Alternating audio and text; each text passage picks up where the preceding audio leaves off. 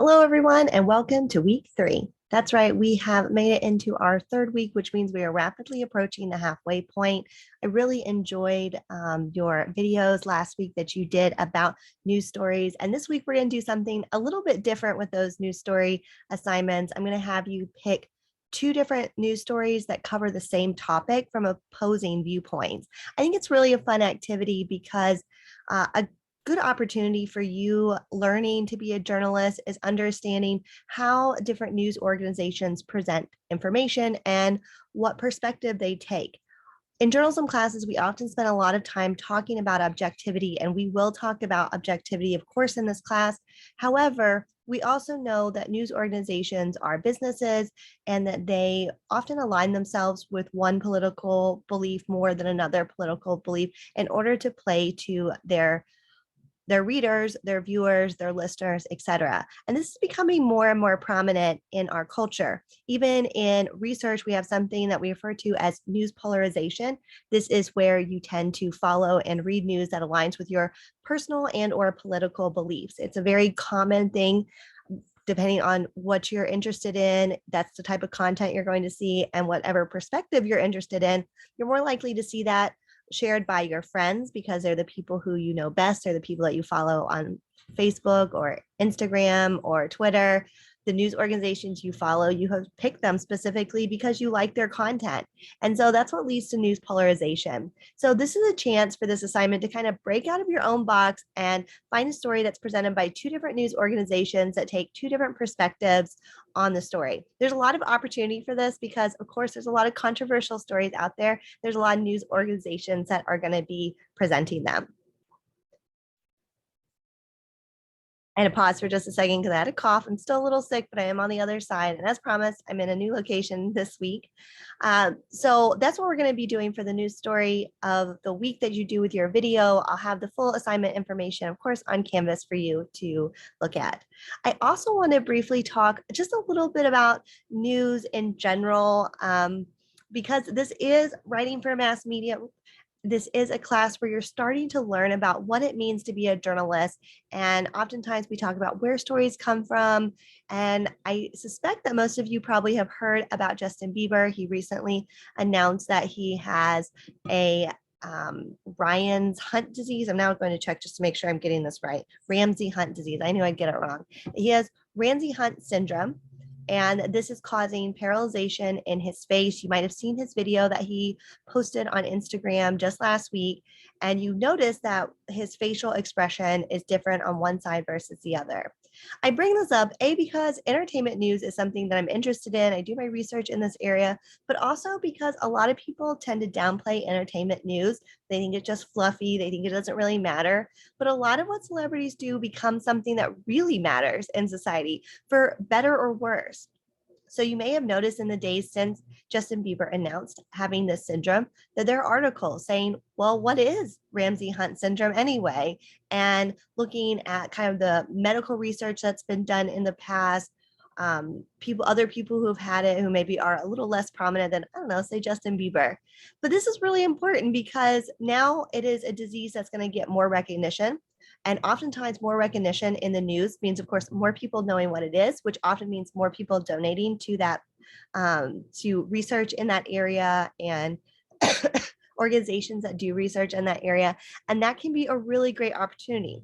It's now, I think, been over 7 years since the Ice Bucket Challenge happened, in which people were talking about ALS. A lot of people didn't know about ALS before that challenge happened. But the reason that challenge made a lot of money was because a lot of celebrities participated. And I'm not talking about entertainment celebrities. I'm talking about political celebrities. Our president did it. Former presidents participated. Basketball and football stars and coaches, they all participated. And it made it the most successful social media fundraising campaign to date. We're heading towards a decade since then, and it's still the one that made the largest amount of money. So I bring this up because we had a celebrity who's diagnosed with something. He announced it. Of course, there were lots of articles telling us about Justin Bieber's announcement. So that story was kind of an easy one in terms of, oh, here it is. We need to write about it. But then more serious news organizations, if you will, they decide, well, people are now Googling this. They want to know what it's about. What is the syndrome? What does it mean? not just because most people haven't heard about it, but because people love Justin Bieber. They are concerned about his ability to be a performer, his ability to live a good life, right? So this has spurred even more stories, and we're going to see more to come.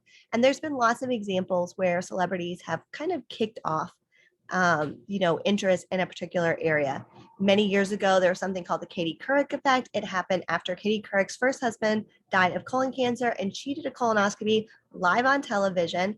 This was then turned into the Angelina Jolie effect when she started talking about BRCA1 that had to do with breast cancer and making sure that if you are predispositioned for that genetic issue, that you need to be checked more often for breast cancer. And of course, she went ahead and did the surgery in order to reduce her chances of getting breast cancer. And that brought a lot of attention to her.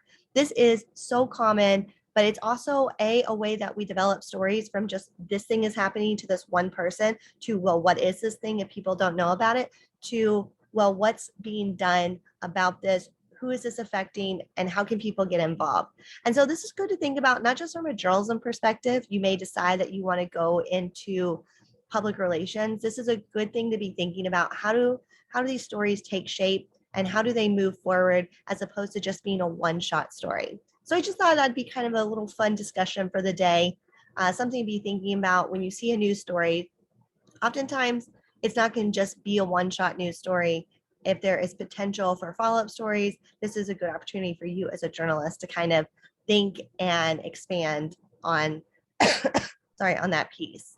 All right, so that's just a quick little kind of discussion for the day. I try to keep these videos pretty short. This is our welcome video, of course. You have 3 other videos to watch this week. The 2 biggest ones are on modifiers. I think they're pretty fun. Learning about modifiers. They're, I think, fairly common sense. Most people understand what a modifier is. You just don't maybe know the actual term, that it is called a modifier, what it does per se. But I think the videos will make that very clear. Of course, if you have any questions, you can always send me an email and ask me, or you can set up a time to meet with me via WebEx or Teams or whatever, so that we can have a conversation if you're confused. The other great thing is we have our first exam behind us. So that's really good news. You should know that the future exams will be multiple parts because we're going to start doing lead writing next week, which I'm really, really excited about, because it's the first time you really get to write something for me, and we get to start molding you into writers of some sort. Whether, I know Seymour said he wants to go into sports writing. I'm not really sure what some of the others are interested in because you haven't mentioned it yet. And maybe you will in your video this week, who knows? But that is all for this week's welcome video. I hope you're having a great week. I hope it is beautiful where you are, as I am right now. And of course, if there's any updated Justin Bieber news, I will let you know. Have a great day.